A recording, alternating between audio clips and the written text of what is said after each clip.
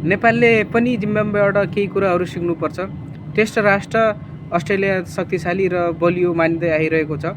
कयौँ पटक विश्वकप उपाधि जितिसकेको र विश्वकपमा आफ्नो प्रभाव जमाइसकेको अस्ट्रेलियालाई 23 रनले हराउँदै अलआउट गर्दै जिम्बाब्वेले फराकिलो जित निकालेको छ। यो एक ऐतिहासिक जित पनि हो। जिम्बाब्वेले यति ठुलो टिमलाई जित्नु ऐतिहासिक जित पनि मानिएको छ।